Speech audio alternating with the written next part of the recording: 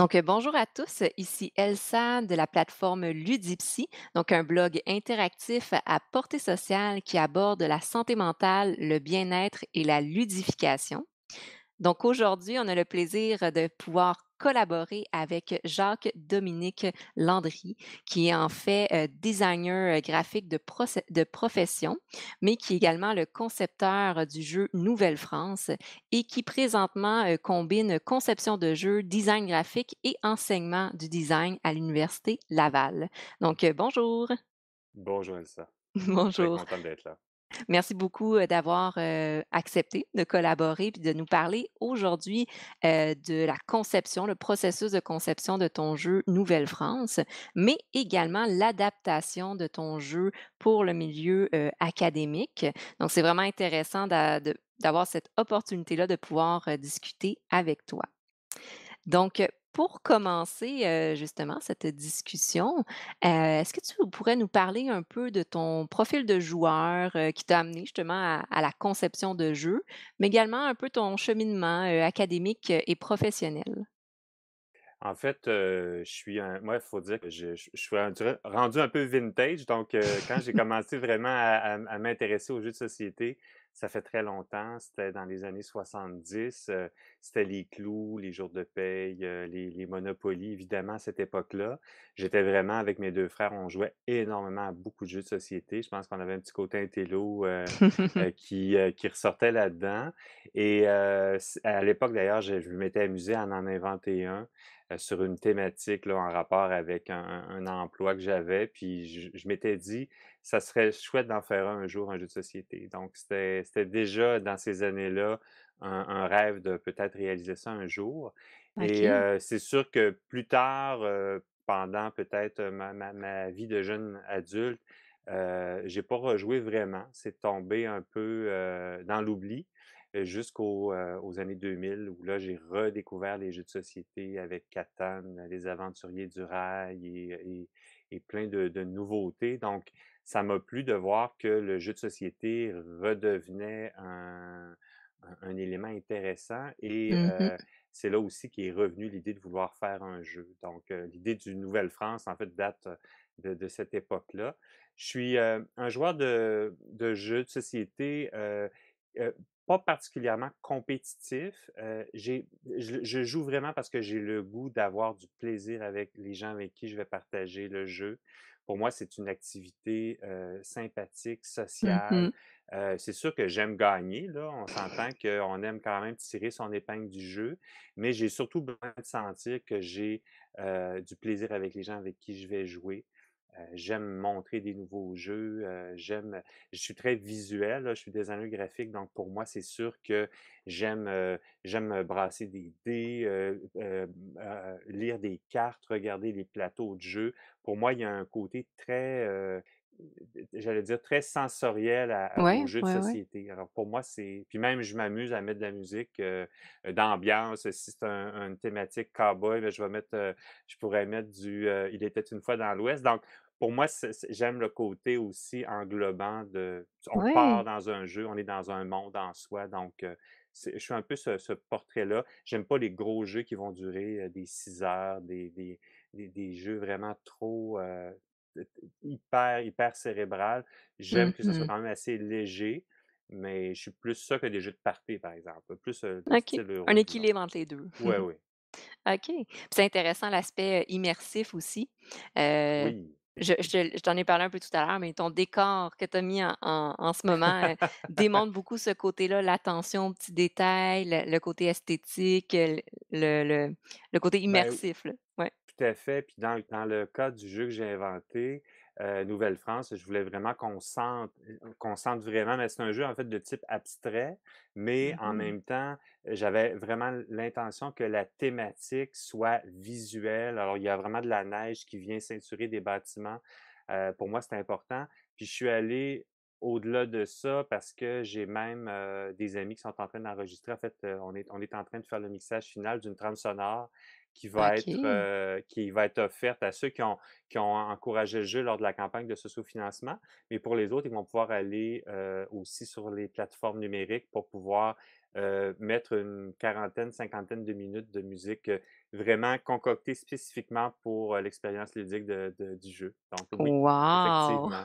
OK, un beau plus, qui, c'est ça, qui rajoute le côté immersif. Puis, tu sais, on va en parler plus en détail tout à l'heure, mais, tu sais, le jeu Nouvelle-France a ce côté-là très historique, donc j'imagine c'est aussi une musique qui est en lien avec la Ah oui, oui. l'histoire, puis Tout qui à fait. C'est des airs de l'époque, repris quand même avec, je dirais une facture contemporaine. C'est réactualisé.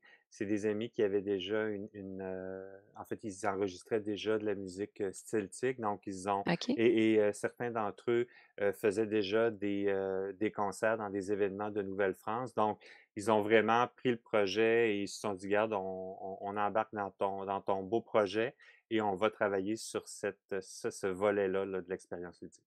OK, wow! Ça, c'est motivant et puis Ah cet oui, oui, aspect collaboratif avec différents milieux, tu sais, tu le nommais de profession, tu es en design graphique, donc c'est comme un immense plus dans la conception de jeux, mais j'imagine que tu es rentré en relation avec différentes personnes aussi pour, venir t'aider dans ce processus-là. Heu, oui. oui, ben, en fait, c'est ce qui moi, j'ai toujours l'impression d'être, c'est comme un bateau que j'ai mis à l'eau, puis à mesure qu'on avance et j'ai du vent qui pousse, il y a beaucoup de monde qui ont poussé, Mmh. avec moi pour que le bateau, arrive à bon port. Les gens qui sont des amateurs d'histoire ont embarqué, ceux qui font des reconstitutions historiques, les Filles du Roi, les compagnies franches de la marine, enfin tous les habitants de la Nouvelle-France aussi, à Trois-Rivières. Il y a beaucoup de gens qui ont embarqué en fait, ils étaient hyper heureux de voir qu'il y avait Ouais. un jeu qui allait avoir cette thématique-là et pour moi, ça devenait à ce moment-là j'avais comme un devoir, là. Je pouvais pas, faire n'importe quoi. Je me sentais une certaine responsabilité de faire en sorte que le jeu, il soit, à la hauteur des attentes Mmh. pour moi, c'est fabuleux, là. J'ai eu de l'aide des musées, j'ai eu de l'aide de certaines institutions muséales pour vraiment, m'aider, m'appuyer dans la recherche de visuels pour un livret historique que j'ai rajouté. Donc, au fur et à mesure, c'est plein de portes qui se sont ouvertes, puis pour moi, c'est une aventure qui approche de sa finalité, là. Il sort dans quelques semaines, donc c'est cet Oui! automne. Donc, oui, oui, on y arrive. OK, beh, super. Puis justement, peut-être, tu nommais que c'est un projet la conception de jeu, c'est une idée que tu avais en tête depuis plusieurs années, depuis ton Oui, enfance, oui. que tu avais même conçu un petit jeu. Donc, déjà, tu avais ce petit côté, créatif, et entrepreneur parce que il faut quand même, être entrepreneur pour concevoir un jeu de A à Z. Et qu'est-ce qui a fait en sorte que là, c'est devenu réel cette idée-là, ce rêve-là? Ben, en fait, à partir des années 2000 où là, j'ai eu le goût, j'avais un ami avec qui je jouais qui, lui, était en train de concevoir quelque chose. Je me suis dit: «Oh, là, j'approchais, je pense que j'étais rendu au tournant de la quarantaine». Je me suis dit: C'est le temps que je m'y» non, même je suis un peu plus jeune que ça. «C'est vraiment le temps que je m'y mette». Donc, à partir de ce moment-là, je me suis dit: «Je dois réaliser ce rêve-là». C'était comme dans mon bucket list, comme on dit. Ça faisait une dizaine d'années que j'étais à Québec. Je suis pas originaire d'ici, mais je vis dans Québec depuis 90 et je réalisais j'adore la ville de Québec et j'étais comme fasciné de me dire que l'histoire a eu lieu ici, qu'on était une Mmh. colonie. Il y avait justement des jeux sur des colonies comme Agricola, comme les colons de Catane, puis je me disais: «Ça serait fabuleux d'utiliser cette thématique-là». Fait que ça fait quand même presque 20 ans que je veux que ça soit sur la Nouvelle-France. J'ai Mmh. travaillé à l'époque, au début des années 2000, à essayer de placer mes choses, à essayer de mettre les éléments qui seraient intéressants dans l'esprit de la Nouvelle-France, les colons, le système seigneurial. Je voyais évidemment les religieux, je voyais les premiers peuples, je voyais les coureurs des bois. Je voulais rassembler tout ça, mais la mécanique était pas là. J'étais pas capable de trouver l'idée intéressante, donc j'ai dit: «Bon, ben, il faut que l'éclair arrive à un moment donné». Et j'ai eu Mmh plus tard des enfants, donc j'ai laissé un peu le dossier de côté pendant plusieurs années et il y a 5 ans, j'ai des amis, Jean-Thomas Rioux et Étienne Rioux, Éric Poulain qui ont fait, le jeu Vikingard, les gars de Jack Bro Puis, Étienne, c'est un ami à moi, c'est un designer graphique. Puis là, je me suis dit: «Bon, ben là, tu bouges, regarde, ton chum est en train de le faire, c'est pas quoi que tu iras pas au bout de ça». Donc j'ai reparti sur du thinking, j'ai cherché, puis, à un moment donné, il y a eu un éclair qui s'est produit avec, en fait, un scotch. Je buvais du scotch avec des cubes en granit qu'on met pour refroidir le scotch et Oui. je me suis dit: «Ah, ça ressemblait vraiment à des pierres, comme des pierres de construction». Puis là, je me suis dit: «OK, je pense que c'est ça, on va construire des bâtiments en Nouvelle-France» et là, c'est reparti et j'ai pensé à ça pendant presque 3 ans, OK. sans rien dessiner ou à peu près pas. C'était uniquement dans ma tête. Je me couchais le soir, je pensais à mon jeu. OK, qu'est-ce que je fais? Comment je peux intégrer telle affaire? Fait que j'ai pensé à ce jeu-là pendant 3 ans avant de me décider à finalement voir que mes chums étaient en train de l'éditer, là. Ils venaient de gagner un prix. Le jeu est en Mmh. en processus d'être édité. Puis là, j'ai fait: «OK, là, deuxième coup de pied dans le derrière». Let's J'ai go. acheté des cubes en bois, je les ai peints, j'ai testé la patente parce que je savais que dans ma tête, ça marchait. Il Mmh. fallait que physiquement je l'essaie. Donc, j'ai fait du bricolage et dès le départ, dès les premiers tests que j'ai fait avec les gens, j'ai vu que ça fonctionnait. Puis que j'arrivais avec quelque chose aussi d'assez différent par rapport à ce qui existait. Donc, j'ai senti que j'avais quelque chose là. Fait que j'ai dit: «OK, là, maintenant, là, jusqu'au bout». Fait que c'est un peu OK. les premiers balbutiements du projet qui sont nés, à cette époque-là. OK. Donc ça a été comme un long processus de mûrissement d'une idée et étape par étape, il y a eu comme des petits moments où est-ce qu'il y a eu des éclairs de réflexion ou d'idées que tu as mis en place. Tu as persévéré jusqu'à Oui, temps qu'à un moment donné, les choses se mettent en place et que ça devienne concret. tout à fait. Heu, OK. Tout à fait, puis j'avais vu une conférence de Pierre Lavoie, sur justement son expérience à lui, la motivation, puis, Mmh. tu sais, il disait, puis ça j'ai retenu ça, que, ton projet, il faut que tu y tiennes, il faut que tu le visualises, que tu vas le réaliser, puis il faut que tu y mettes un peu à chaque jour dedans, en fait. Ouais. Puis à partir de là, moi, depuis 3 ans, où là, j'ai été, voir des gens qui jouaient à des jeux, j'ai participé à des soirées, dans des microbrasseries à Québec pour, le faire essayer à des joueurs que je connaissais pas. À chaque mois, j'y retournais. Donc, à partir de là, depuis 3 ans, il n'y a pas une journée où je suis pas en train de travailler à quelque part sur mon projet. Donc, ça devient comme c'est pas un sprint faire un jeu, c'est un marathon. Fait qu'il faut, Mmh. faut commencer tôt, puis faut pas se presser, je pense. Puis c'est ce qui fait que le résultat, là, présentement, il est au plus haut niveau qu'on peut, là. Fait que c'est une grande OK. satisfaction. C'est ça, donc j'en comprends que là, tu arrives pas totalement épuisé à la fin. C'est que vu que tu as réussi à bien moduler ton niveau d'énergie puis Oui. d'investissement, puis de tu sais, de continuer à faire tes autres, intérêts aussi à côté de ça. Ben, tout à fait. Puis, à quelque part aussi, puis si on peut en parler dans le processus créatif, Mmh. je pense que la plus grande difficulté, c'est de vouloir, rapidement closer les choses, puis, faut rester très ouvert. Puis dans l'année, j'ai passé presque 1 an à le faire tester. À tous les mois, je réessayais avec des nouveaux joueurs et tout ça. Je prenais énormément de notes, puis je gardais quand même le focus sur ce que je voulais, dans le sens que je voulais pas dénaturer mon concept. Je voulais que ça reste la Nouvelle-France, je voulais qu'il y ait ci, il y ait ça, mais je suis resté hyper à l'écoute parce que, Mmh. il faut puis je dirais, ça fait peut-être partie aussi de l'expérience de vie que j'ai de concepteur où j'ai toujours eu à m'occuper de la perception puis comment le jeu va être perçu, comment le concept que je vais faire va être perçu. Je pense que cette expérience-là dans ma vie de créateur, je l'ai mis là-dedans. Il fallait absolument que ça soit à l'écoute du consommateur qui est le joueur. Donc, est-ce qu'il y a quelque chose qu'il trouve désagréable? Y a-t-il quelque chose qui l'irrite? Y a-t-il quelque chose qu'il pourrait améliorer? Je prenais les commentaires puis je me disais: «OK, comment je peux rebrasser ça?» Sans tout défaire, parce que c'est ça aussi l'idée, Oui. sinon ça serait Ouais. très décourageant au fur et à mesure. Il faut que tu conserves l'essentiel de ce que tu veux, mais que tu sois prêt à réajuster. Parce qu'il suffit de changer un détail, c'est sûr que des fois, on a vraiment l'impression qu'on redétricote à chaque fois. Donc Mmh. là, c'était ça qu'il fallait que je garde en tête, c'est qu'est-ce que je peux améliorer qui fera en sorte que mon jeu aura pas de restrictions. En même OK. temps, on découvre qu'on peut plaire à tout le monde, ça c'est sûr. Effectivement, c'est ça, j'imagine bon, on pourrait commencer du début de la conception, mais j'imagine aussi, il y a un moment donné, on en arrive à ce qu'on pourrait constamment changer un petit quelque chose de plus, mais c'est d'arriver à accepter que c'est suffisant aussi, puis qu'on est satisfait du résultat. Heu, puis c'est là qu'on sent qu'on est prêt à passer à l'étape suivante, là.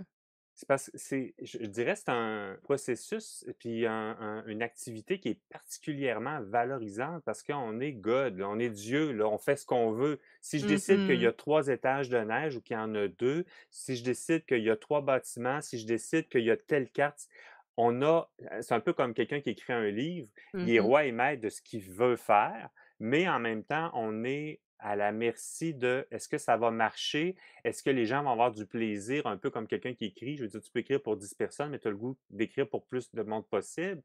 Donc, Mmh. c'est ça qui est intéressant, c'est on peut tout faire. Je peux décider demain de changer une règle, puis oui, mais le problème, c'est que si je change trop à un moment donné, comme tu le mentionnes, ça va avoir des impacts immenses. Donc, c'est de focuser sur ce qui fonctionne, puis d'améliorer petit élément par petit élément ce qui peut être un frein. Donc, c'est c'est assez périlleux. C'est un exercice qui reste, oui, somme toute assez périlleux. Oui, c'est ça. J'imagine qu'on développe beaucoup nos habiletés de confiance en soi, persévérance, automotivation, d'aller, demander de l'aide quand on en a besoin à travers tout ce processus-là. Ben, puis moi, je suis quelqu'un, qui a quand même beaucoup d'expérience dans l'exercice créatif. Mais là, ce qui était intéressant, c'est que c'était vraiment, heu, je dirais que j'ai voulu me garder je dirais presque exclusivement la création pure du jeu. Je suis allé chercher évidemment des commentaires, puis il y a certains qui me disaient: «Ouais, mais tu devrais faire telle affaire et tout ça». Je faisais attention. J'avais comme besoin, je pense que ça faisait partie de cette démarche-là que je m'étais faite, que ça soit vraiment ma création, là. Surtout Mmh. que, ça fait 30 ans que je design pour d'autres, puis là, je designais pour moi, fait que j'avais comme Mmh. besoin de sentir que ça allait être mon bébé. Mais je restais hyper ouvert. Je veux dire, je donne un exemple. À un moment donné, je l'ai fait tester, avec de différents groupes.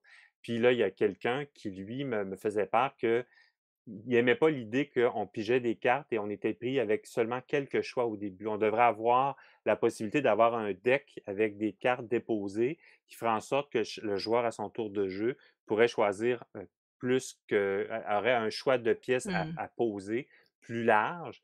Puis ça m'a un peu, questionné parce que là, je sentais que ça défaisait beaucoup d'affaires, mais que c'était pas impossible. Ce qui est important pour moi, c'était de comprendre pourquoi il mentionnait ça. C'était quoi le but Mmh. là-dedans? Puis là, je réalisais, en discutant avec lui, puis avec d'autres aussi qui m'ont fait ce genre de commentaires-là, que le joueur avait besoin de sentir qu'il y avait davantage de contrôle et que la notion de chance, elle était la plus amoindrie possible. Parce que tu le Mmh. découvres aussi, il y a des joueurs, il y a des psychologies de joueurs qui sont allergiques à la chance. Ils veulent absolument pas qu'il y ait rien qui fasse que ça vient pas d'eux. Alors que moi, j'aime que ça donne de OK, la carte parce que moi, 3 fois dans le jeu, il y a un décompte, mais on ne sait pas à quel moment il va arriver parce que ça dépend Mmh. quelle carte on va piger. Puis là, tu te dépêches, tu te dis: faut pas qu'elle sorte tout de suite, donc je vais risquer ma chance un peu». Moi, j'aime l'espèce de stimulation, c'est excitant quand on est obligé de calculer un peu: «OK, je pense que je vais me risquer». Il y a un côté gambling, une C'est ça, oui. anticipation. Moi, elle m'excite, j'adore ça. Mais lui, c'était 0 puis une barre. Donc lui, il avait Mmh. besoin d'avoir le plus de choix possible à faire. Donc je me suis dit: «Je peux quand même adapter ça, puis ça ne changera rien à ce que moi j'aime, là, dans». Fait que il y avait de ça aussi. Je voulais que le jeu me plaise à moi en partant aussi. Mais oui, ce qui est C'est vrai. comme tu le nommes, je pense qu'il y a beaucoup de concepteurs que c'est ça aussi, tu sais, ça part de soi, ça reste que c'est son idée, c'est un concept qu'on mûrit, qu'on développe. Oui, on pourrait faire un jeu juste basé sur la demande, juste basé sur ce que les gens veulent. Par contre, là, on rentre plutôt dans un mode production de masse, disons, là, Ouais, ça production, devient quasiment comme une commande. Puis à quelque c'est part, moi, je ça. je peux pas croire que ça ferait 5 ans, parce que là, ça va faire bientôt 5 ans que j'ai ressauté sur ce projet-là. s'il fallait qu'après 5 ans, je sois pas moi-même un amateur de mon propre projet, je serais malheureux. Fait que Oui, ça, je me effectivement. rends compte qu'il faut vraiment que, tu sais, je pense qu'il faut que le jeu soit bon pour que je l'aime autant encore après tant d'années. Mais oui. Puis, oui, effectivement, je pense il faut y aller en fonction de son propre goût. Mmh. Mais c'est sûr que moi, je me ramassais avec un concept qui devenait très, très disponible pour plusieurs publics. Donc, Mmh. ça, c'est un avantage aussi quand je veux en parler, quand je veux le faire essayer. Il est large public, donc mais en même temps, il plaît aux vrais amateurs de jeux, les gens plus connaisseurs, mais il peut plaire à monsieur, madame, tout le monde. Donc ça, c'est un avantage. Si je suis dans un salon, une exposition, un show comme à Québec, je suis allé quelques fois, ben ça m'assure que je peux l'expliquer rapidement, je peux le faire jouer Mmh. rapidement, les gens le comprennent vite, donc il se vend mieux. Mais un jeu plus costaud, plus profond qui prendrait, 35 pages d'explicatif, ceux qui ont à vendre ça, c'est plus difficile, là. Moi, j'ai cet avantage-là, effectivement. Effectivement, oui. Je pense que tu l'as nommé un peu tout à l'heure, mais il y a les types de joueurs, puis les profils de joueurs Oui, aussi. Puis à un moment donné, c'est ça, on peut pas plaire à tous les types de joueurs. Mais je pense que c'est important d'identifier un peu lesquels, en tant que concepteur, quel type de joueurs on veut aller, chercher comme dans notre clientèle. Tout en restant authentique à nous-mêmes, comme tu as dit. C'est un peu ça. Tu sais, tu nommais, exemple, la partie hasard. Ben il y a des gens qui ont ce qu'on appelle un peu cette peur-là de l'inconnu ou de l'incertitude. Beh, dès qu'on met du hasard, oups, cette clientèle-là, ce type de joueur-là, se sent moins à l'aise, disons. Mais là, ça reste de dire, qu'est-ce qui est important pour soi au final ouais. dans la conception de son jeu, là. Puis ça fait en sorte aussi que les jeux sont différents les uns des autres. Chacun va apporter Mmh. quelque chose, va aller chercher sa propre clientèle. Dans le cas du mien, ben, c'était vraiment un coup de dé parce que je le réalisais pas en le faisant, mais je propose finalement un jeu abstrait parce que c'est vraiment des cubes de couleurs aux couleurs des joueurs qu'on doit placer et on essaie de faire des suites avec nos propres cubes, mais il y a de la neige qui arrive autour des ouvrages. Enfin bref, il y a un aspect 3D, on est dans le spatial. C'est un jeu vraiment abstrait, mais physiquement, il y a des personnages, on a des cartes, Mmh. il y a vraiment un côté très intégrant là, de la thématique qui fait que Mmh. j'ai des critiques qui le mentionnaient, c'est probablement le jeu abstrait le moins abstrait dans sa présentation. Fait que moi, c'est ça, ça me plaît bien. Je me rends compte que finalement, il va chercher, probablement des éléments que d'autres jeux iraient pas chercher. Donc on est dans l'analyse spatiale, il y a de Mmh l'anticipation mh. stratégique, comme je le mentionnais tantôt. On est dans Oui. le calcul mental aussi parce qu'on calcule nos points qu'on peut faire. Si je choisis telle pièce et je la place à tel endroit, je peux faire plus de points. Quand la neige va arriver, je vais avoir un bonus de décompte de neige, donc ça va être plus payant. Je vais nuire aux autres aussi. Un côté, retard à mon jeu où on va essayer de nuire à Mmh. l'adversaire en le mettant en mauvaise position. Donc, il y a beaucoup de choses. Donc il y en a pour tous les goûts, finalement. Super. Puis oui, peut-être, si ça te convient, peut-être présenter un peu ton jeu, tu sais, le concept, qu'est-ce que c'est Nouvelle-France, en fait? Tu nommes que c'est accessible un peu à tous. Depuis tout à l'heure, tu décris un peu des composantes du jeu. Est-ce que tu accepterais d'en parler un peu plus en détail? Oui. Absolument. Je vais prendre l'image, en tout cas pour ceux qui ont la version vidéo vont voir un peu l'image, mais en fait, je Mmh. vais l'expliquer en audio pour ceux qui nous écoutent. Dans le fond, Nouvelle-France, c'est un jeu, qui, se situe, à l'époque, dans le fond de la colonie, autour de 1700. Les joueurs sont des ingénieurs de projet. Ils doivent, travailler à la construction d'une église, d'un moulin seigneurial et d'une redoute militaire. Chacun des joueurs, c'est un jeu qui se joue de 2 à 4 joueurs, qui dure à peu près 45 minutes, dans le fond, ont une couleur qui leur est associée et doivent choisir ici, on voit qu'il y a une réserve de pièces. Dans le fond, le jeu contient, 36 pièces de construction qui contiennent des cubes en bois. Le jeu va être vraiment fait en bois. D'ailleurs, j'ai des exemples ici de la fabrication finale des cubes. OK. Donc, pour chacune des pièces de construction, il y a des formes différentes. Comme elle, ça s'appelle l'équerre, qui est en forme d'équerre, évidemment, avec les couleurs des joueurs, mais toujours un cube de plus d'une des couleurs. Mmh. Il y a donc 4 pièces comme il y a 4 équerres, il y a 4 anguilles, il y a 4 4, peaux de castor. Chacune des 9 formes, donc il y a toujours 5 cubes et il y a une répartition vraiment mathématique, s'assurer que les cubes sont répartis égal pour les joueurs. Le joueur donc parte dans ceux qui sont placés sur le deck ici, sur la bande d'identification, pige une carte et vont, dans le fond, devoir choisir, parmi les cartes disponibles quelle pièce de construction ils vont choisir et aller le placer sur l'un ou l'autre des ouvrages qui sont.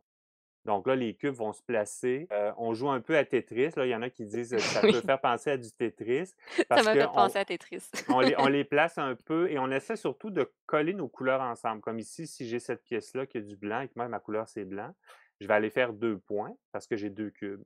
Si je la place à côté ou par-dessus une autre pièce où il y aurait elle aussi des cubes blancs, je vais rajouter des points de plus le coup suivant. Donc, il y a comme une espèce d'escalade de points à mesure qu'on se colle sur sa propre couleur. Donc ça, c'est un Mmh. peu le principe de base. Ce qui va un peu compliquer la chose et qui fait un peu la particularité du jeu, c'est que 3 fois durant la partie, au tiers, aux 2 tiers et à la fin, il y a une carte flocon. Donc, on va piger une carte avec un flocon et ça veut dire qu'il y a une tempête de neige. Donc là, il y a une tempête de neige sur la colonie et les travaux s'arrêtent et on va faire un décompte pour, Mmh. au premier flocon, c'est tous les cubes du premier étage de chaque ouvrage qui vont nous donner en plus, en fois 2 ou carrément en moins, vont nous faire avancer ou reculer sur la piste de pointage. Donc ça veut dire qu'on a avantage quand on place notre pièce à regarder vis-à-vis quel étage on va être selon l'ouvrage, parce que ça peut nous avantager beaucoup ou carrément nous désavantager.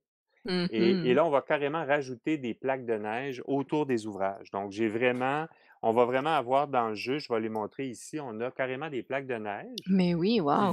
qui viennent s'intégrer, ils vont venir se rajouter autour des ouvrages. Et à partir de là, ça va cacher une partie des cubes du bas. Ceux qui viennent d'être comptabilisés ne seront pas réutilisés pour le reste de la partie. Il va nous rester seulement 2 étages pour continuer à faire des points jusqu'au deuxième flocon, décompte du deuxième étage. Et à la fin de la partie, il y a un dernier décompte pour le dernier point. Ça fait en sorte que le jeu, à mesure qu'on avance dans la partie, on a de moins en moins d'espace pour marquer des points. Donc, il y a vraiment une stratégie à jouer Mmh. pour s'assurer de maximiser, dans le fond, la pause des jeux qu'on fait. J'ai aussi des jetons alliés qui viennent chaque joueur, comme par exemple le joueur blanc ici, pas le joueur blanc, mais chacun des joueurs aurait des cartes alliées. Donc, j'ai les coureurs des bois, les Premières Nations et les filles du roi qui viennent, par exemple, la fille du roi va te faire un x2 si tu joues un coup intéressant. Tu dis, OK, je joue ma fille du roi. Le coureur des bois, ben là, on observe et c'est un peu le ratoureux, le coureur des bois, donc il cherchait des opportunités. Si on est suffisamment rapide, on peut crier coureur des bois au moment où quelqu'un fait un coup intéressant, puis on va aller comme un peu parasiter le jeu de l'autre. OK. Donc, l'idée, c'était de pimenter le jeu, mais en rajoutant aussi les différents personnages de la Nouvelle-France. Donc, pour moi, c'était essentiel d'avoir les filles du roi, les coureurs des bois, les premiers peuples. Donc, c'est un peu le principe du jeu. En gros, là, ça résume quand même bien le Ouais. principe du jeu. OK, OK, c'est intéressant parce que là, je vois qu'il y a comme plusieurs, obstacles dans le jeu. Il y a les autres joueurs, puis leur Oui, stratégie. Il y a la neige qui est la variante, du hasard un peu que tu nommais tout à l'heure, donc qui peut nuire à tous ou, moins nuire et il y a les alliés. Donc cette ressource-là de plus qu'on peut acquérir qui nous donne des bonus pour justement pouvoir, nuire aux autres joueurs. nuire, puis se dire, est-ce qu'elle joue tout de suite? Là, je viens de faire 9 points, parce que j'ai 9 cubes qui se touchent. Si je joue ma fille du roi, je fais un 18 points. Mais le flocon est proche d'arriver. Donc là, si je la joue Mmh. pas là, je vais perdre ma chance de faire un doublé. Donc, c'est ça aussi qui est intéressant. Pour moi, ça pimente le jeu. On sait que le flocon s'en vient. Donc là, quand le flocon va arriver, il y a des cubes qui seront plus disponibles. Donc, on marquera peut-être pas autant de points pour Mmh. la suite. Fait que c'est ça. C'est l'espèce de petite excitation que ça peut apporter là, qui pour moi est intéressante, là. C'est ça, la petite variable du hasard, mais qui est pas, tu sais, parfois dans certains jeux, le hasard, détermine si on va gagner ou perdre, mais de manière trop Ouais. drastique. Tandis que là, il y a vraiment, j'en comprends qu'il y a toute une stratégie derrière, même avec la variable du hasard. Même que Ben, oui. Oui, j'allais te dire, je pense que l'essentiel, la chose que j'ai appris le plus dans l'esprit de la création, c'est de réaliser que si on veut que le jeu soit aimé, il faut que les personnes qui ont, j'allais dire, qui sont le plus futées vont avoir plus de chances que d'autres. Dans le sens que il faut que le jeu fasse en sorte qu'il y ait une égalité de chance pour tout le monde, c'est normal. Il Mmh. faut qu'il soit hyper bien équilibré pour tout le monde, qu'on ne soit pas désavantagé par la chance, par le hasard, mais il faut que les qualités personnelles du joueur, s'il est suffisamment stratégique, il comprend bien les éléments, que ça, il va pouvoir s'en servir pour gagner par rapport aux autres. Parce que si tu finis une Mmh. partie et que tout le monde finit égal, ben, je trouve qu'à quelque part, le jeu, il est tellement équilibré, parfait qu'il ne se passe rien. Il faut Mmh. que ceux qui sont futés tirent leur épingle du jeu, puis réussissent à dire: «Regarde, j'ai été plus wise que vous autres». Donc pour moi, ça, c'est comme devenu essentiel. Il faut toujours avoir ça en tête. C'est un très bon point, en fait. C'est un très bon point que tu apportes. J'ai bien aimé comment tu l'as nommé d'une certaine manière, faire ressortir les forces des joueurs. Absolument. Puis effectivement, tu sais, quand on joue à un jeu de société, oui, il y a la partie plaisir parce qu'un jeu reste quelque chose de le fun. Par contre, c'est aussi un moyen de prendre confiance en soi, de travailler certaines habiletés personnelles. Puis si, disons, je suis une personne qui est stratégique, ben, c'est sûr que je vais avoir beaucoup plus de plaisir à jouer à un jeu qui va venir chercher puis valoriser ce côté-là de mon profil de joueur. Donc, Oui, puis dans le cas de Nouvelle-France, moi, le plaisir que j'ai à chaque fois que je le fais essayer, c'est de laisser évidemment les gens le jouer et là, de voir la satisfaction dans le visage de quelqu'un qui a réussi à voir que telle pièce était parfaite pour aller à tel endroit et qui là vient la placer. Moi, c'est comme, c'est de l'or en barre. Quand je vois ça, ça me mmh. plaît parce que je sais que la personne est particulièrement fière de son coup.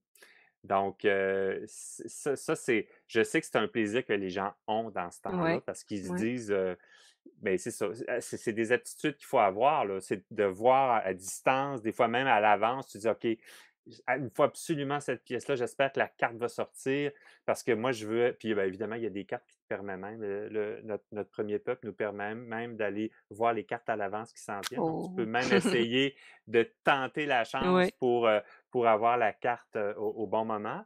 Mais, c'est ça qui est plaisant, c'est de sentir que tu peux tirer ton épingle du jeu parce que tu as le sens de l'observation, par exemple. Mmh mh. Mmh. Exactement et que les cartes nous aident à renforcer aussi ces forces-là.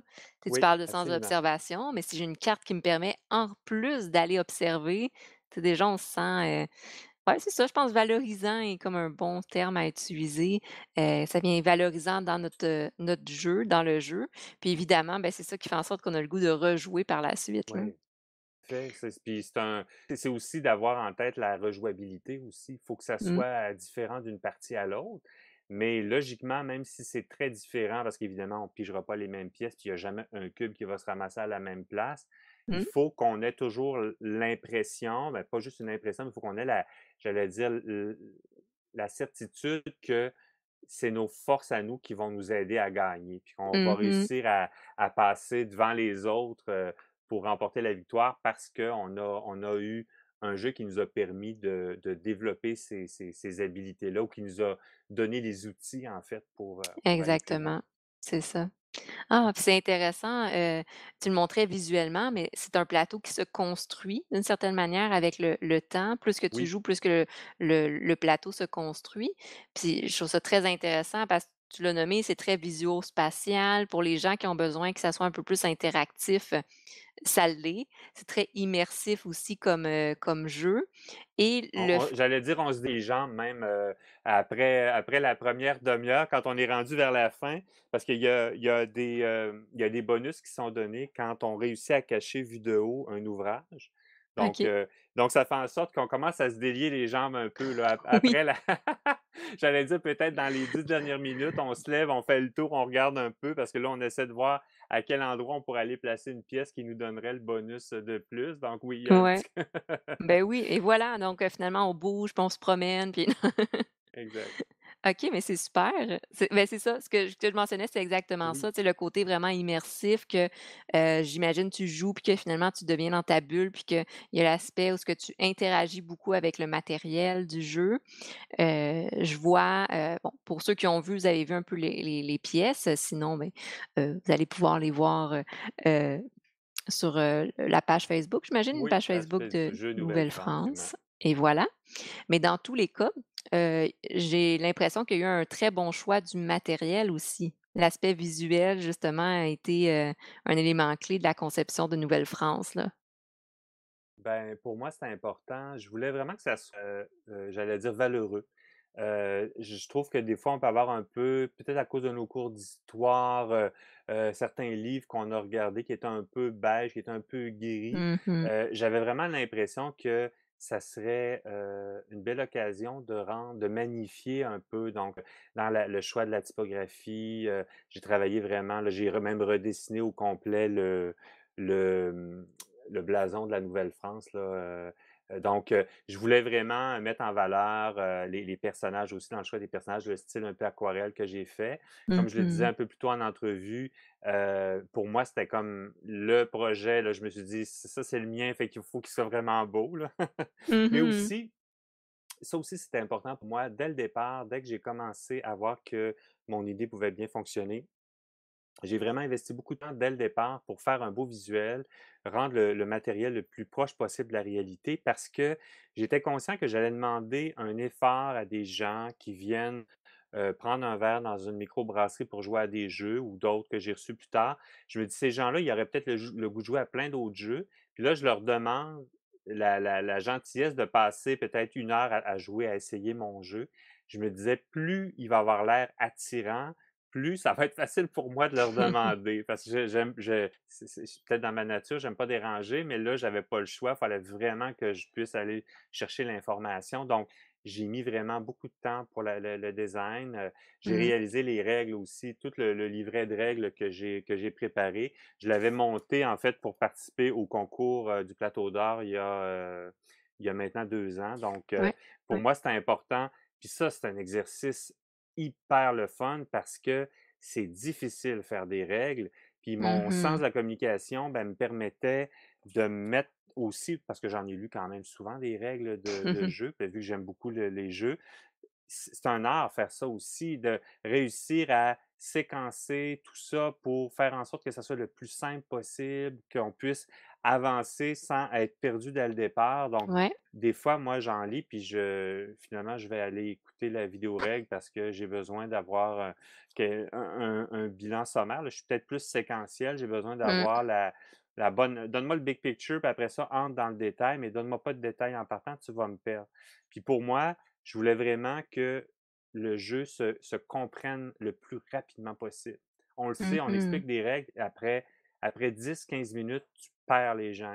Sont saturés, puis là, ils disent: «On commence, puis c'est pas grave». C'est vrai. Fait que ça, c'est une difficulté. Fait que pour moi, c'était important que ça prenne 10 minutes à expliquer mon jeu, qu'il soit facile à expliquer, puis qu'après ça, puis en fait, je pense que ça m'a beaucoup aidé, entre autres pour gagner le plateau d'or parce que on me l'a mentionné, la clarté des règles a fait que ça donnait vraiment une facilité de compréhension, puis ça Mmh. démontrait que le jeu était quand même abouti à ce moment-là. Effectivement, hein, je pense que, dans les critères d'un jeu fini, tu sais, qui est au-delà même d'un prototype, c'est quand on arrive à pouvoir expliquer son jeu en quelques minutes Oui. et que le joueur, par la suite, peut jouer. Oui, il va, tu sais, il va peut-être prendre le temps de se rappeler les règles ou rechecker un peu dans le livret, Oui, oui. ce qui est tout à fait On normal, là. surtout quand on Heu a 150 jeux dans notre ludothèque. oui, c'est ça, oui.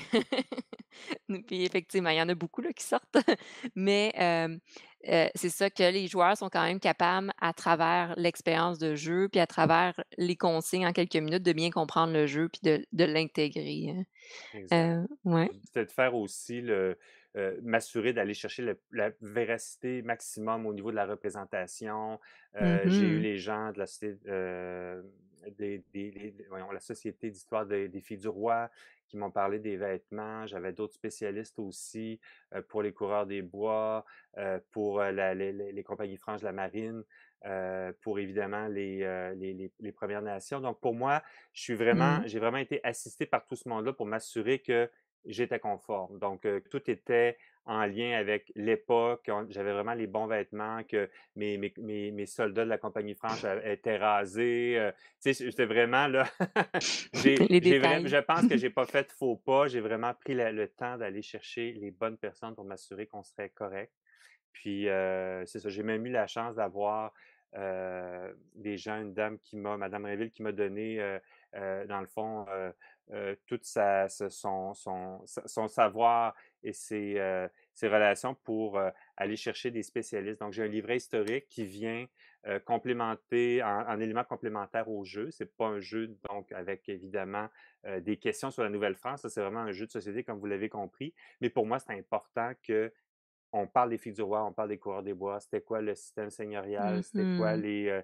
les Premières Nations. Donc, pour moi, ça, c'est fabuleux parce que c'est une dizaine d'historiens de spécialistes de la Nouvelle-France qui ont collaboré. J'ai aussi les institutions muséales qui m'ont fourni des visuels. Donc, vraiment, Wow. c'est un beau produit, là. Je suis content d'avoir ça parce que le jeu va être à l'international, mais il va être aussi au Québec. On a, je pense, besoin de comprendre un peu le contexte du jeu, là. La thématique est là, mais Mmh. c'est quoi les filles du roi, là? Donc, pour moi, c'est important qu'il y ait un résumé de ce que c'est. Ça reste quand même sommaire, mais au moins, ça nous permet peut-être d'aller sur Internet après si on va en savoir davantage. Exactement, mais tu sais, c'est ce que je trouve très intéressant, puis tu me nommais un peu tout à l'heure, tu sais, de toute l'attention que tu as mis au niveau du visuel, puis les détails, c'est vraiment ça qui fait la différence entre un jeu qui va justement, sortir, se démarquer, puis un jeu qu'on sent qu'il manque un petit quelque chose.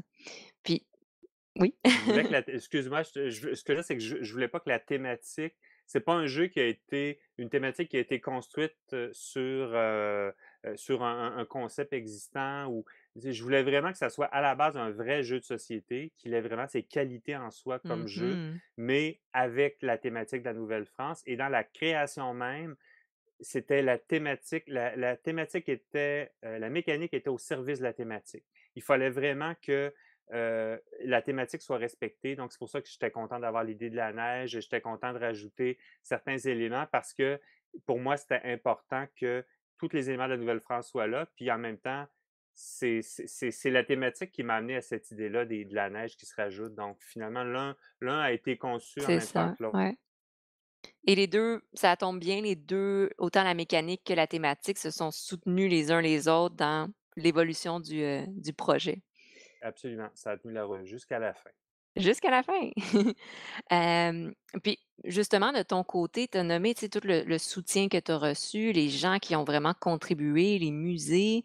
Hem, Est-ce que tu as vécu certains obstacles aussi dans ce processus-là de conception de jeu?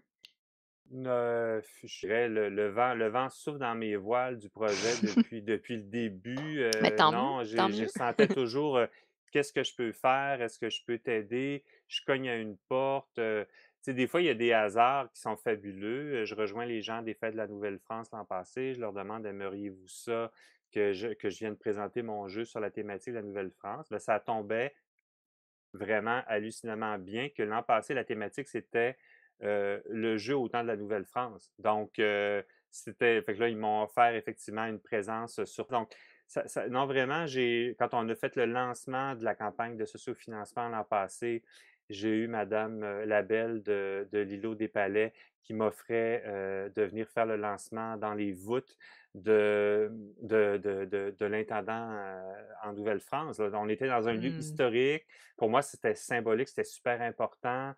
J'ai des gens, des militaires qui sont venus. On a fait un lancement. On aurait voulu faire un tir de fusil pour lancer officiellement. Malheureusement, on n'a pas eu le temps d'avoir l'autorisation de la ville. Mais c'est ça, c'est plein de gens qui veulent, qui travaillent avec moi. Donc, vraiment, ça se passe super bien.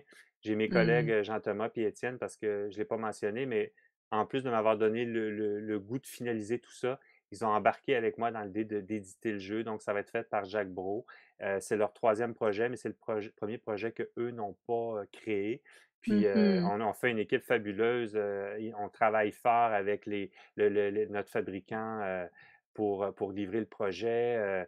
la campagne de sous-financement l'an passé, c'était quelque chose aussi, là. Moi, ça, c'est ce bout-là que moi, là, je m'en remets à du à du monde qui connaissent ça. Mmh. Mais non, sinon, il y a pas vraiment d'embûches, là. Ça, c'est vrai, ça se passe bien, là, jusqu'à maintenant. Tout roule, tout baigne. OK, super. Puis, comme tu l'as nommé au fur et à mesure, ben, les bons côtés, j'en comprends, c'est que tu as rencontré plein de personnes, que ça l'a bien été, que tu as senti un intérêt, en fait, de la part de différents organismes et individus par rapport au développement et la concrétisation du jeu, Nouvelle-France, là. Ouais, je pense que en fait, je me trouve très chanceux parce que ça fait 20 ans, j'aurais pu me faire voler l'idée avant, mais Mmh. non, puis, tout le monde est content de voir qu'il y a un jeu qui s'en vient, puis je suis content de leur dire que, tu sais, le jeu a déjà gagné des prix, tu sais, je pense qu'ils réalisent aussi, ils l'ont vu, les gens trouvent que visuellement, il est vraiment le fun. Ben, je pense que tout le monde est fier de ça, tout le monde est puis moi, j'ai juste hâte que les gens l'aient chez eux puis qu'ils Oui, jouent, là. Ça, c'est la prochaine étape. J'ai hâte, là, on s'enligne pour ça dans les prochaines semaines parce que, heu, j'ai le goût que là, ils vivent sa vie, j'ai hâte de le voir en magasin, puis j'ai hâte de tu sais, c'est ça, on est c'est rendu là. ça, le partage des photos des gens qui sont heureux, Ouais. sur les médias sociaux, puis Ah, ça va être, j'ai juste hâte à ça, là. C'est ça ma paix qui s'en vient. c'est ça, Oui. la fébrilité. Ouais. Puis, justement, un peu ce qui nous a amené à être en contact, c'est que, heu, si je me trompe pas, tu avais publié comme quoi tu avais adapté une partie de ton jeu pour, tout ce qui est le milieu un peu plus, académique. Donc une version un peu plus, pédagogique, si je le nommerais ainsi. Ça m'avait beaucoup interpellée justement, tout ce qui est l'adaptation des jeux, pour le milieu académique, puis venir amener un côté un peu plus, éducatif ou pédagogique. De ton côté, comment ça s'est fait ce processus-là d'adaptation de ton jeu? Ben, en fait, c'est sûr qu'à partir du moment où j'ai ouvert la page internet, la page Facebook et tout ça, j'ai eu certains enseignants qui ont démontré un intérêt pour ce jeu-là, pour le jeu. J'ai eu une invitation d'un enseignant de Lévis, monsieur Charon, Gérald Charon, de venir, faire essayer le jeu. Ça, c'est il y a 2 ans auprès de ses étudiants, parce que lui, toute sa classe, pendant toute l'année, c'était la thématique de la Nouvelle-France. Il fait ça depuis des années. Il a pris sa retraite au printemps passé et donc Mmh. dans le fond, il avait vu sur internet, la création de mon jeu. Il s'est dit: «Ça serait chouette de faire essayer ça à mes étudiants». Donc ça m'a fait comprendre qu'effectivement, pour des enseignants comme lui, au primaire, il y a, la thématique de la Nouvelle-France qui est abordée en univers social, et aussi on la retrouve à nouveau au secondaire, en secondaire 3. Donc au primaire, c'est en quatrième année, secondaire 3 et d'ailleurs, il y avait un enseignant qui était là dans cette classe-là pour, assister les élèves, qui lui enseignait, Jean Laverdia qui enseigne à Montmagny et il m'a invité à aller faire essayer à ses élèves au secondaire. Donc j'ai vu que effectivement, et au primaire et au secondaire, le jeu cadrait parfaitement, il dure à peu près 45 minutes, donc il y avait ça. Mmh. Puis autant au niveau du primaire que du secondaire, avec des explicatifs, quand même, très clairs, les jeunes pouvaient jouer. Donc c'est sûr que c'était intéressant parce que c'est cette thématique-là. Mmh. Et j'ai poussé en fait un peu la note en me disant, je devrais essayer de voir comment je pourrais davantage l'intégrer pour que ça devienne un outil pédagogique, que le Ouais. jeu puisse être une expérience ludique à jouer en classe. Et là, j'ai fait des recherches, je me suis rendu compte, j'ai même été voir des gens à la commission scolaire ici à Charlebourg pour voir un peu comment faire en sorte. Et bon, on me demandait d'adapter le jeu, de peut-être ajuster à que ça devienne une quête avec des objectifs pour aller chercher certaines compétences et tout ça. Là, je me rendais compte que je risquais de toute façon, le processus du jeu était tellement rendu loin que je ne pouvais pas comme Mmh. dénaturer le jeu. Et j'ai plutôt décidé d'y aller avec le fait que le jeu pourrait être joué en classe en ajoutant une possibilité de révision scolaire. J'ai été invité dans les écoles à Charlebourg. Mes enfants sont dans une école, sont au primaire, donc en univers Mmh. social, l'enseignante de mon garçon m'invitait et là, j'ai testé un outil pédagogique que j'ai créé.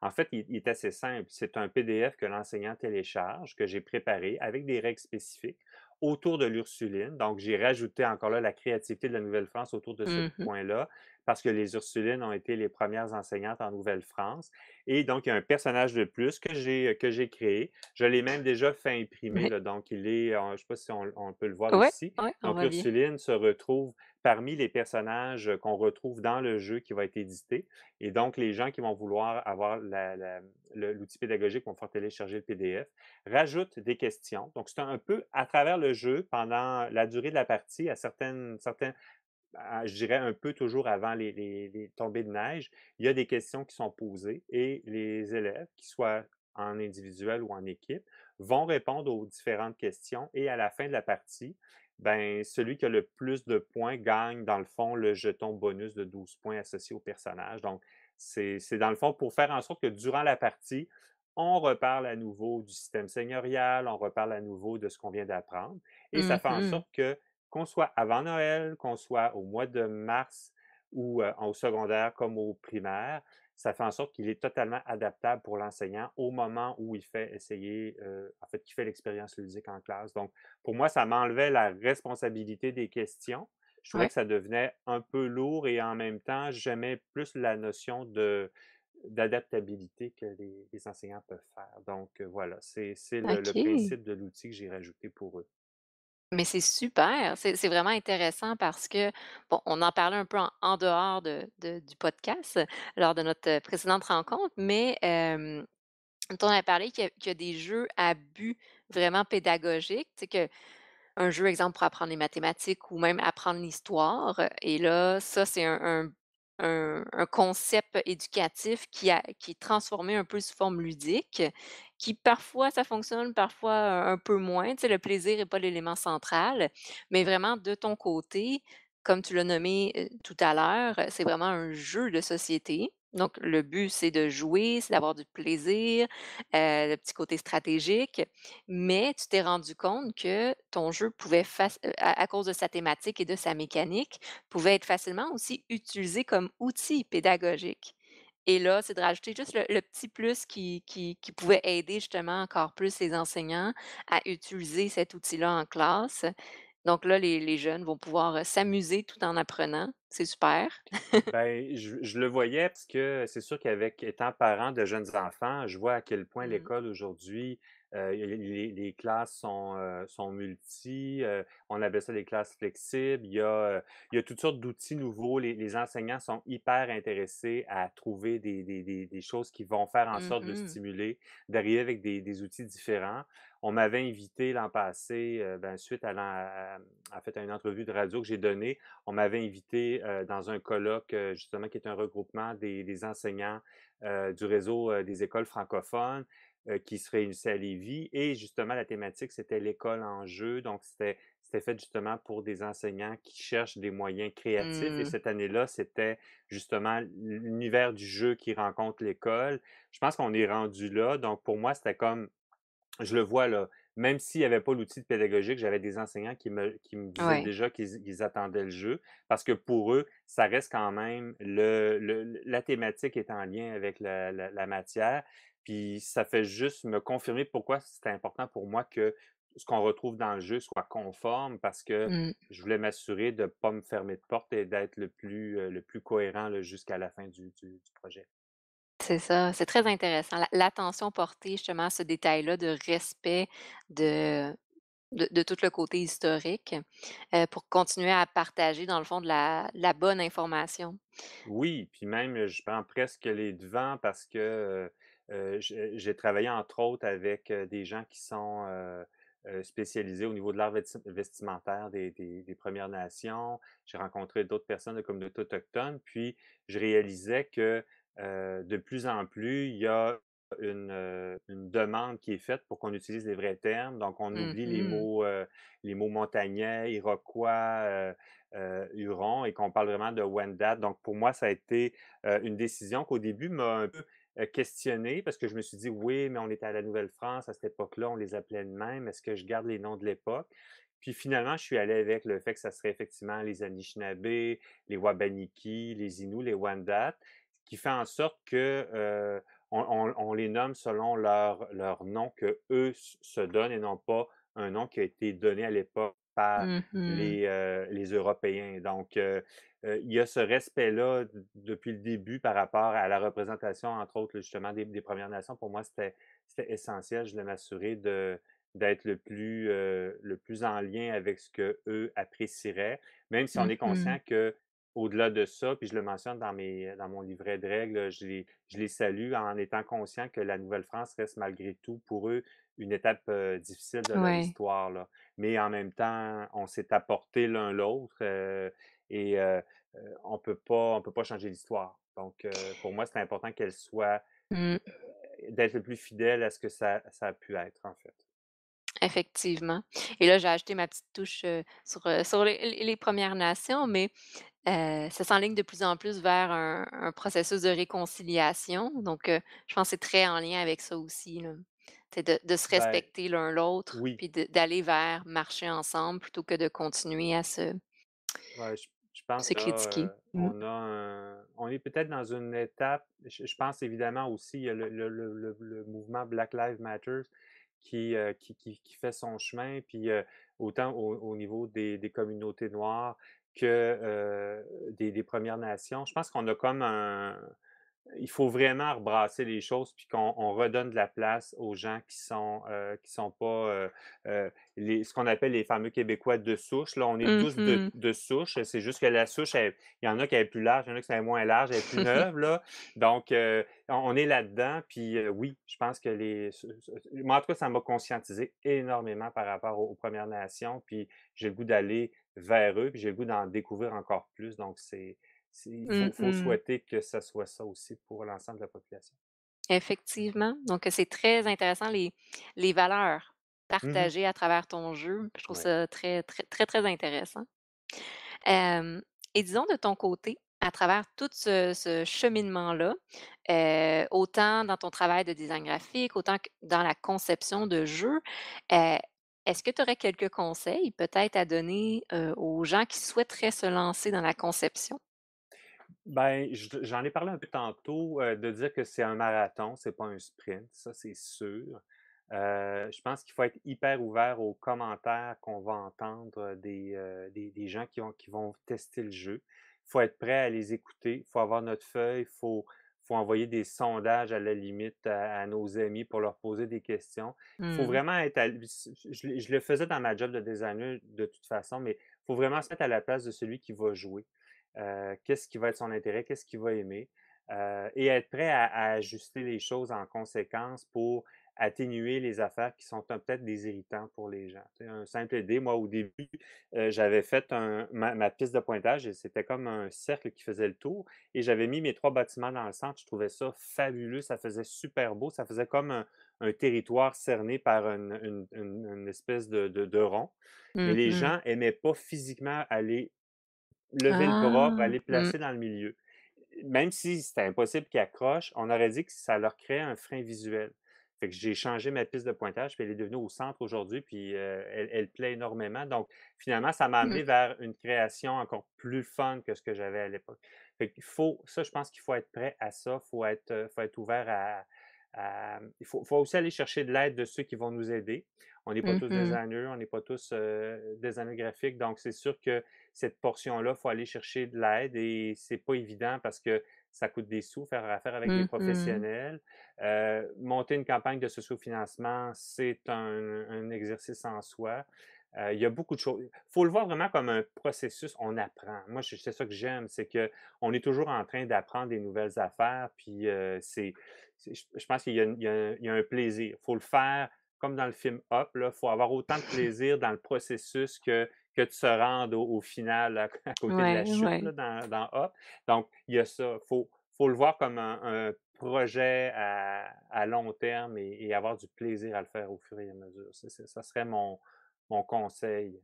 OK. Ben, c'est un très beau conseil parce qu'effectivement, tu sais, si on se fixe des objectifs puis qu'on le voit comme une trop grosse montagne irréaliste ou si on se fixe des objectifs puis qu'on n'a pas de plaisir au fur et à mesure, ben, à la fin, on arrive complètement épuisé puis on n'a aucune satisfaction ou sinon, ben, on n'arrive pas à persévérer puis on abandonne en cours de route, là. Ouais. Ou OK. comme c'est ça, ou comme disait Pierre Lavoie là, d'essayer de faire toujours quelque chose en fonction de ton projet, pour qu'il avance un peu plus. Et même lui, Un il pas à la disait, fois. une journée, tu décides que tu fais rien sur ton projet parce que tu es juste fatigué, ben, tu es en train de te reposer, ben, c'est peut-être tu le fais pour ton projet aussi. Il donnait ça comme exemple, Exactement. puis je trouvais qu'il avait raison. Fait que même les journées qu'on fait rien, des fois, c'est parce qu'on en a besoin aussi pour se donner du gaz pour la suite. Tout à fait en accord. OK. Et de ton côté, disons, ce serait quoi tes projets futurs pour les prochaines, semaines? On t'en parlait un peu tout à l'heure, mais prochaines semaines, mois, heu, autant avec Nouvelle-France ou peut-être d'autres projets, qui sait? Ben, c'est sûr que là, présentement, on essaie un peu d'évaluer qu'est-ce qu'on va faire, dans les prochaines semaines. On est en mode, préparation, le shipping s'en vient, donc on va avoir à aller distribuer tout ça. Le projet fait en sorte qu'on n'a pas de distributeur, on le distribue nous-mêmes, donc c'est une charge de plus. Mmh. Heu, je te dirais, mes énergies sont vraiment, mises là-dessus pour l'instant. C'est de travailler avec Jean-Thomas et Étienne pour finaliser toute la partie qui s'en vient. Mais ça veut dire aussi, faire des relations de presse. J'aurais aimé qu'on soit un peu plus tôt en automne pour essayer d'avoir, notre place dans des revues de suggestions de jeux comme, Oui, Protégez-vous, par ouais, exemple. ouais. Fait que ça aurait été le fun, mais là, vu qu'on s'enligne plus pour novembre, on va être un peu serré. Mais, il y a quand même des médias qu'on veut rejoindre. Il y a des institutions muséales que j'aimerais qu'ils vendent le jeu. On va être vraiment dans l'étape de la mise en marché, en fait, des copies qu'on va avoir à vendre. Pour Mmh. peut-être, éventuellement, j'aimerais que le jeu soit récurrent, qu'on puisse rééditer le jeu. Est-ce que je m'amuse à faire une extension? Peut-être. Oui. J'ai déjà idée que ça pourrait, si ça plaît bien, puis qu'il y a suffisamment de premiers acquéreurs de la première version, y aller avec le poste de traite, là. J'aimerais ça faire une extension Ouais, poste de traite. Il y aurait, très en bonne tout cas, idée. il y aurait des règles de plus, il y aurait des cubes, bonus, il y aurait plein de choses de plus qui feraient en sorte que ça rajouterait encore un peu plus de piment. Donc pour l'instant, c'est ça. Et dans ma tête, oui, avant de me coucher, des fois, je pense encore à d'autres possibilités de jeu, mais je garde quand même beaucoup de mon énergie sur celui-là de toute façon, là, avec tout ce que j'y ai mis jusqu'à maintenant pour me rendre jusqu'à là. C'est ça, de continuer dans la belle lignée, Oui. au lieu de prendre un autre chemin, là. Ben, je veux être sûr de l'avoir, couché jusqu'à la fin, là, avec la Oui. même énergie que le début. OK. Ah ben, c'est vraiment des projets, très intéressants. Puis, disons, là, tu avais parlé de la campagne de sociofinancement. Donc, si quelqu'un voudrait acquérir le jeu, est-ce qu'en ce moment, il y a un moyen de l'acquérir ou c'est d'attendre qu'il y ait peut-être une réédition? Ben, en fait, il va y avoir des copies à vendre, évidemment. On a des boutiques qui en ont déjà acheté des copies. On s'enligne pour, le mois de novembre, donc c'est sûr que je vous dirais, vous pouvez déjà commencer à aller voir vos boutiques ludiques pour valider s'ils vont avoir des copies. Donc c'est sûr Mmh. qu'à ce moment-là, elles vont contacter Jack Bro pour, qu'on les mette sur notre liste. On a commencé finalement une liste de vente, une liste d'attente, si on veut, là, pour valider où vont aller nos copies. Mais Oui, oui, ça va être dans les boutiques ludiques, ça va être il y a les musées là, qui veulent le musée de la civilisation à Québec, entre autres, la Pointe-à-Calière à Montréal aussi possiblement. Donc, oui, c'est de suivre un peu qu'est-ce qui s'en vient, suivre la page Facebook de Jeux Nouvelle-France ou le site internet de Jack Bro pour la suite là, dans les prochaines semaines. OK, parfait. Ça répond bien à la question. Donc, d'ici, de commencer à se renseigner, voir où est-ce que ça il se vend, dans quelle boutique. Puis, on croise les doigts pour, novembre où est-ce qu'on va pouvoir, Oui, acquérir le jeu et pouvoir enfin y jouer. absolument. Merci Super. beaucoup, Elsa, vraiment gentil. Beh, écoute, ça l'a fait vraiment plaisir. Je suis vraiment contente d'avoir pu parler avec toi, sur ton jeu, mais aussi tout ton parcours, ton cheminement qui est très, très motivant. Donc, souvent, là, je parle dans le plus la conception de jeu, souvent il peut y avoir un peu de découragement ou de perte de motivation, mais de voir tout ce que toi tu as vécu, comment ça s'est bien passé, comment tu as réussi à créer des relations, des liens, les beaux conseils, apprentissages que tu peux donner. Je pense que c'est très, très enrichissant. Donc, merci d'avoir pris ce temps-là pour, en discuter, avec moi. Merci. Et vive le roi. Vive le roi! Vive le roi. Parfait, donc on va terminer là-dessus. Merci à tous ceux aussi qui nous, écoutent ou nous regardent.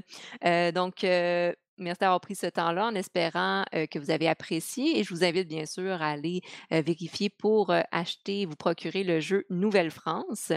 Donc, je souhaitais à tous de passer une belle journée, bel après-midi, bonne soirée et de continuer de me suivre la page Ludipsy et la page Facebook Nouvelle-France.